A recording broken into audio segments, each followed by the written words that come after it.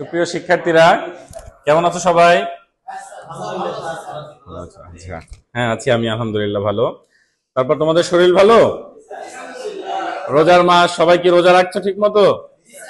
আচ্ছা, অনেক বাইরে অনেক গরম পড়েছে, খুব সাবধান। তোমরা পানি বেশি করে খাবা, ঠিক মতো ঘুমাবা। আচ্ছা, তোমাদের আজকে নতুন একটা ম্যাথ ক্লাস নিব আমি। তো গতদিনের ক্লাসে আমি কি পড়িয়েছিলাম মনে আছে? কি পড়িয়েছিলাম? সরলরেখার কিছু ধারণা দিয়েছিলাম। মাসুম, তুমি বলতে পারবে কি ধারণা দিয়েছিলাম? আচ্ছা আচ্ছা আচ্ছা আচ্ছা আচ্ছা, তুমি তো ম্যাথে বরাবরই ভালো। আচ্ছা না, কিন্তু গত পরীক্ষার মার্কস গুলো দেখলে বোঝা যায় তুমি বরাবর ভালো আছো। এটা দিয়ে হবে, আর বাকিটুকু চেষ্টা করো। তো আজকে তোমাদের আমি নতুন একটা ম্যাথ ক্লাস নিয়ে এসেছি। আমাকে তো সবাই চিনো, আমি কে? রাফিউল ইসলাম। আচ্ছা, lecturer, department of mathematics, metropolitan school and college. দেখো, আমরা নতুন যেহেতু লেকচার, আমরা নতুন কিছু ভাবে শিখবো। আমরা কি দেখতে পাচ্ছি? এখানে কিছু ছবি দেখতে পাচ্ছি। ছবিগুলোতে কি দেখা যায়? এইদিকে আচ্ছা, কিছু বাচ্চা সোজা হয়ে দাঁড়িয়ে আছে, আর সামনে যেহেতু একজন বড় কেউ আছে, এটা আমরা স্বভাবতই বুঝতে পারছি কি এটা বাবুদের আম্মা। ঠিক আছে, তো আমরা এখান থেকে আরেকটা জিনিস দেখতে পাই। দেখো, আমরা কিছু একটা নিয়ে আলোচনা করতে যাব। তোমরা এখানে দেখলা যে তারা একটা সমতলের ওপরে দাঁড়িয়ে আছে এবং সবার হাইটটা কি ইকুয়াল। তার মানে আমরা বলতে পারি তারা একটা কিসের কি আছে? সরল রেখা আকারে আছে, যা একটা ভূমির সমতলে অবস্থিত। আজকের পাঠ আমরা কি নিয়ে আলোচনা করব? সমতলে কার্তেশীয় ও পোলার স্থানাঙ্ক। বিষয়গুলো তোমাদের কাছে একদমই নতুন লাগবে আজকে, কারণ এর পূর্বে এই বিষয় নিয়ে তোমরা কোথাও পড়াশোনা করো নাই, কারণ তোমাদের মাধ্যমিক পর্যায়ে এত কিছু আলোচনা ছিল না। এটা তোমরা পেয়ে যাবা তোমাদের বইয়ের তৃতীয় অধ্যায়ে সরলরেখা চ্যাপ্টারের পরিচ্ছেদ 3.1-এ। এখান থেকে আমরা কি কি শিখতে পারবো আজকে? এই পাঠ শেষে তোমরা শিখতে পারবে সমতলে কার্তেশীয় ও পোলার স্থানাঙ্কের ব্যাখ্যা এবং কার্তেশীয় ও পোলার স্থানাঙ্কের মধ্যে সম্পর্ক নির্ণয় করতে পারবে, যেটা তোমাদের বাস্তবিক জীবনেও খুবই জরুরি। কিভাবে লাগে দেখো তোমাদের। এবার প্রথমে আমরা শিখব কার্তেশীয় সমতল ও স্থানাঙ্ক। আমরা কিছুক্ষণ আগে একটা কথা বলেছিলাম যে কার্তেশীয় এবং পোলার এই বিষয়টা তোমাদের ভিতরে একদমই নতুন। তোমরা এর পূর্বে এগুলো বিষয় নিয়ে কি পাও নাই, বেশি ডিপ কোনো ধারণা পাও নাই। আজকে আমি চেষ্টা করব তোমাদের ভিতরে এই কার্তেশীয় সমতল এবং স্থানাঙ্ক এবং পোলার স্থানাঙ্ক নিয়ে খুব ভালো একটা ধারণা দিতে, যাতে তোমাদের পরবর্তীতে তোমরা এই জিনিসগুলো নিয়ে জানতে পারো। আমরা এখানে কি দেখতে পাচ্ছি? আমরা এখানে দুইটা অক্ষ দেখতে পাচ্ছি, একটা এক্স ও এক্স প্রাইম, আর একটা হচ্ছে ওয়াই ও ওয়াই প্রাইম। সেখানে আমাদের এক্স ও এক্স প্রাইম এই অক্ষরেখাটাকে বলা হয় ভূমি বরাবর অনুভূমিক রেখা, এবং এই উলম্ব বরাবর রেখাটাকে বলা হয় কি উলম্ব রেখা। তো তোমরা যদি বাস্তবিক ভাবে কোনো জ্ঞান অর্জন করতে চাও, তাহলে দেখো আমরা এই জায়গাটাকে কি ধরতে পারি? একটা চারটা রাস্তার, এটা কি কেন্দ্র, চারটা রাস্তার একটি কেন্দ্র।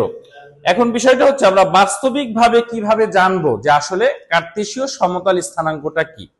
এটা তোমাদের চিত্রের মাধ্যমে প্রকাশ করা আছে। ধরো, এক্স এক্সিস বরাবর, মানে ভূমি বরাবর এক্স এক্সিসের উপর একটা দূরত্ব দেওয়া আছে ওপি, যার মানটা আমরা কত ধরেছি? এক্স। এবং একইভাবে উলম্ব বরাবর ও কিউ পর্যন্ত একটা দূরত্ব নিয়েছে, যেটার ভ্যালু কত ধরা আছে? ওয়াই। এই এক্স এক্সিস এবং ওয়াই এক্সিসের এই দুইটা রেখার মেলবন্ধন যেখানে মিলিত হয়েছে, সেই এক্সিসটাকে আমরা কি বলতে পারি? সেই স্থানাঙ্কটাকে এ এক্স কমা ওয়াই। মূলত আমরা যদি তাত্ত্বিক অর্থটা প্রকাশ করি, তাহলে এই স্থানাঙ্কটাকেই আমরা বলতে পারবো কি কার্তেশীয় স্থানাঙ্ক। তাহলে তোমাদের এখন প্রশ্ন আসতে পারে যে স্যার, আপনি তো আমাকে তাত্ত্বিক ভাবে বুঝালেন, তাহলে আমি এটা বাস্তবে কোথায় কিভাবে বুঝবো যে কার্তেশীয় স্থানাঙ্কটা কি? কারোর মনে কি এরকম প্রশ্ন এসেছে? আলামিন, তোমার মনে কি প্রশ্ন এসেছে যে কার্তেশীয় স্থানাঙ্কটা কি? স্যার, আমাকে একটু বাস্তবিক ভাবে বুঝিয়ে দেন। আচ্ছা, তোমাকে আমি বুঝিয়ে দিচ্ছি, তুমি ওখানেই দাঁড়িয়ে থাকো। তুমি যে অবস্থানটাতে আছো, ধরো সেই অবস্থানটা 0,0। এখন এটা একটা ঘর, এবং এই ঘরটা কি কোণা? 4 কোণা একটা ঘর। ধরো এখানে আমাদের কয়টা কোণা দেওয়া আছে? 4 কোণা। সেখানে আমাদের অনুভূমিক বরাবর একটা রেখা আছে এবং উলম্ব বরাবর একটা রেখা আছে। ধরো তোমার থেকে উলম্ব বরাবর একটা রেখা আছে এবং কি অনুভূমিক বরাবর একটা রেখা আছে। আরেকটা বিষয় জানলে তোমরা আরো অবাক হবা যে তোমাদের এই যে অনুভূমিক বরাবর যে রেখাটা তার ডান পাশটা সবসময় পজিটিভ হয়, কি হয়, এবং তার বাম পাশটা সবসময় কি হয়, নেগেটিভ। এবং উলম্ব বরাবর উপরের পাশটা হয় পজিটিভ, নিচের পাশটা কি হয়, নেগেটিভ। তাহলে আমরা পূর্বের কথায় ফিরে যাই। তুমি যেখানে আছো ওই বিন্দুটাকে আমরা কি ধরতেছি, 0,0, যেটাকে আমরা মূল বিন্দু বলতে পারি। এখন ধরো তুমি এখান থেকে আসলা, এই এক্স এক্সিসের ডান দিকে তুমি 2 ঘর আসলা। কয় ঘর আসলা, 2 ঘর। এবং উপরের দিকে এবং উপরের দিকে তুমি আসলা কয় ঘর, 2 ঘর। তাহলে তোমার অবস্থান প্রথমে ছিল কত, 0,0, কিন্তু তোমার নতুন অবস্থান কত হবে, 2,2। আশা করি বুঝতে পেরেছো। এটা তোমাদের বাস্তবিক অর্থে। এর পরের ক্লাসে তোমাদের কাছ থেকে আমি কিছু কাজ বুঝিয়ে নিব, যেটা বাস্তব অর্থে আমরা কার্তেশীয় সমতল ও স্থানাঙ্ক নিয়ে কি করতে পারি, আলোচনা করতে পারি। কারো কোনো প্রশ্ন আছে? এবার আমরা একটু ডিফিকাল্ট, যেহেতু কার্তেশীয় স্থানাঙ্কটা আমরা বাস্তবিক অর্থেই বুঝে গেছি, জাস্ট ডানে এবং বামে এবং উপরে এবং নিচে যাওয়া নিয়ে। এখন আমাদের এখানে কি লেখা আছে, পোলার স্থানাঙ্ক। আমরা কিন্তু চ্যাপ্টারটা শুরু করার আগেই তোমাদেরকে বলেছিলাম যে আমরা আজকে কি শিখবো, কার্তেশীয় এবং পোলার স্থানাঙ্ক সম্পর্কে শিখবো। তো এখন আমরা আছি কোথায়, পোলার স্থানাঙ্কে। পোলার স্থানাঙ্কের ব্যাপারটা হচ্ছে, তোমাদের এখানে দেখো এক্সিস কি চেঞ্জ হয়েছে, এক্সিস কোথাও চেঞ্জ হয়েছে না। তোমাদের মনে প্রশ্ন আসতে পারে যে স্যার পোলার স্থানাঙ্কটা কি আর মানে কার্তেশীয় স্থানাঙ্কটা কি, এই প্রশ্নটা তোমরা আগে বলো নাই, তবুও আমি বলে দিচ্ছি। কার্তেশীয় স্থানাঙ্কটা হচ্ছে একটা দ্বিমাত্রিক অবস্থানে, কি একটা দ্বিমাত্রিক অবস্থানে এক্স ওয়াই এর মাধ্যমে কোন বস্তুর অবস্থানটা বের করার যে প্রক্রিয়াটা, তাকে বলা হবে কার্তেশীয় স্থানাঙ্ক। একইভাবে আর এবং থিটার মাধ্যমে কোন একটা বস্তুর অবস্থান নির্ণয় করার প্রক্রিয়াটাকে বলা হবে কি, পোলার স্থানাঙ্ক। তাহলে পোলার স্থানাঙ্ক বলতে আমরা কি বুঝি, এটা কোন এক্সিস, একটু আগে শিখিয়েছি, এক্স এক্সিস, এবং এটা কি এক্সিস, ওয়াই এক্সিস। আমরা একই জিনিস দেখো এখানে, এই যে আমরা যেটা দেখতে পাচ্ছি, আমরা সমকোণী ত্রিভুজ সম্পর্কে কি জানি কিছু? সমকোণী ত্রিভুজ কাকে বলে তুমি বলতে পারবে? বলো। সমকোণী ত্রিভুজ যে ত্রিভুজের একটি কোণ 90 ডিগ্রি। আচ্ছা, তাহলে দেখো এখানে এ ও এন, এটাকে আমরা একটা সমকোণী ত্রিভুজ কেন বলতে পারি, কারণ এটার এন কোণটা কি, সমকোণ।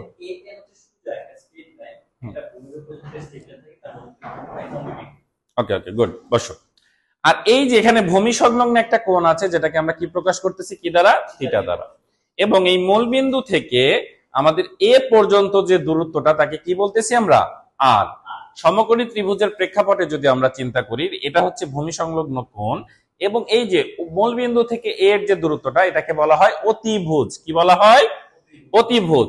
এই যে ধরো আলামিন, তোমাকে আগের যে কার্তেশীয় স্থানাঙ্কটা বুঝিয়েছিলাম, একইভাবে যদি তোমাকে আমি পোলার স্থানাঙ্কটা এখন বুঝাই, সেম জিনিস, জাস্ট এখানে হবে যে তুমি যে জায়গায় বসে আছো সেখান থেকে ধরো আর 3 মিটার দূরে এবং 30 ডিগ্রি অ্যাঙ্গেলে তুমি যে অবস্থানটাতে পৌঁছাবা, ওই নতুন তোমার অবস্থানটা হবে কি, এ 3, কত 30 ডিগ্রি, যেখানে তুমি দূরত্ব অতিক্রম করেছো 3 মিটার এবং তুমি কত ডিগ্রি অ্যাঙ্গেলে ওখানে গিয়েছো, 30।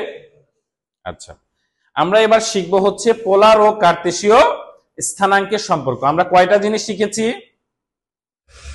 পোলার শিখেছি এবং কি কার্তেশীয় স্থানাঙ্কটা শিখেছি। কিন্তু আমরা এখন কি, যেহেতু আমরা দুইটা বিষয় নিয়ে আলোচনা করেছি, তাহলে কি এদের দুইজনের ভিতরে অবশ্যই একটা কি ইন্টার রিলেশন আছে, আমরা সেই বিষয়টা নিয়ে এখন আলোচনা করব।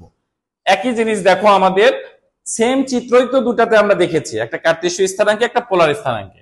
এটা হচ্ছে পোলার স্থানাঙ্ক, এটা হচ্ছে কার্তেশীয় স্থানাঙ্ক। যেটা এটা এক্স অ্যাক্সিস, এটা কি ওয়াই অ্যাক্সিস। ও থেকে পি পর্যন্ত যে দূরত্বটা, সেটাকে কি বলা হয়েছে, আর। এখন আমরা ত্রিকোণমিতি থেকে আমরা জেনে এসেছি, ক্লাস 9-10 আমরা শিখেছি কস থিটা। সমকোণী ত্রিভুজের ক্ষেত্রে কস থিটাটা হয় ভূমি বাই অতিভুজ। দেখো কস থিটাটা ইজ ইকুয়াল টু কি, এটা ভূমি, এটা কি অতিভুজ। ও এর ভ্যালুটা আছে এক্স এবং ওপি এর ভ্যালুটা আছে কি আর। সেখান থেকে আমরা ক্যালকুলেশন করে পাই এক্স এর ভ্যালুটা হচ্ছে আর কস থিটা। এর মানে হচ্ছে কার্তেশীয় স্থানাঙ্ক যেটা x, পোলার স্থানাঙ্কে সেটা কি r cos থিটা। একইভাবে আমরা sin থিটা থেকে পাই y is equal to r sin theta. তার মানে হচ্ছে কার্তেশীয় স্থানাঙ্ক যেটি y, পোলার স্থানাঙ্কে সেটি কি r sin থিটা।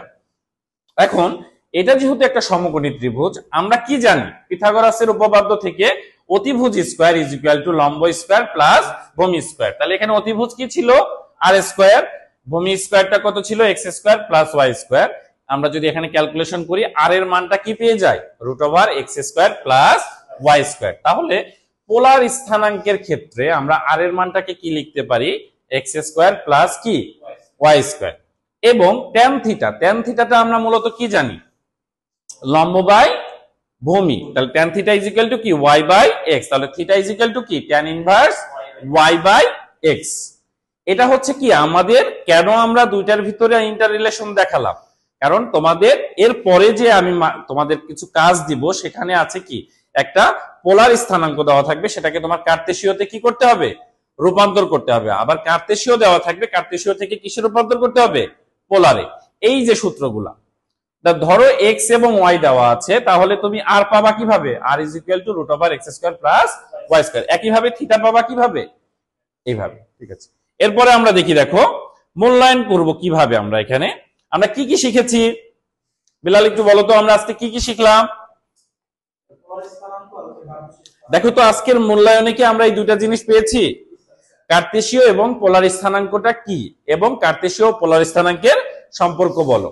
ঠিক আছে, আচ্ছা এরপরে দেখো বাড়ির কাজ।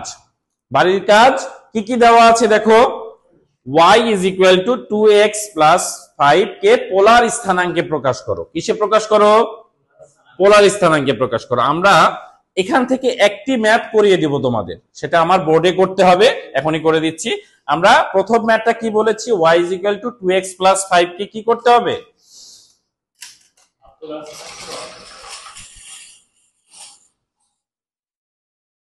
আচ্ছা দেখো আমাদের এখানে দেওয়া আছে কি y is equal to কি 2x plus 5, এটাকে আমরা কি করব পোলার স্থানাঙ্কে প্রকাশ করব। আচ্ছা y is equal to কি 2x plus 5। আমরা কি জানি পোলারের ক্ষেত্রে, পোলার স্থানাঙ্কের ক্ষেত্রে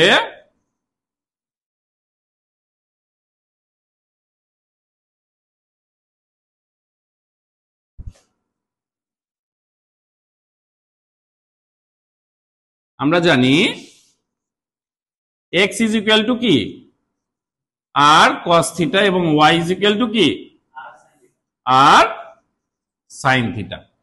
তাহলে আমরা x এর জায়গায় কি বসাইতে পারি,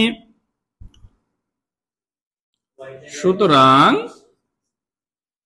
y is equal to কি 2x plus 5, এটাকে কি লেখা যায় y is equal to r sin theta এবং 2r cos থিটা প্লাস কি 5। ঠিক আছে, আচ্ছা এরপরে দেখো আমরা পরে আরেকটা HW তোমাদের দেওয়া থাকবে r square is equal to কি 6r cos theta plus r sin theta কে কার্তেশীয় স্থানাঙ্কে প্রকাশ করো। এই ম্যাথটা কি পারবে তোমরা? ঠিক আছে, তাহলে আজকে আর কোনো প্রশ্ন, আজকের কোনো ক্লাসে কোনো প্রবলেম আছে তোমাদের?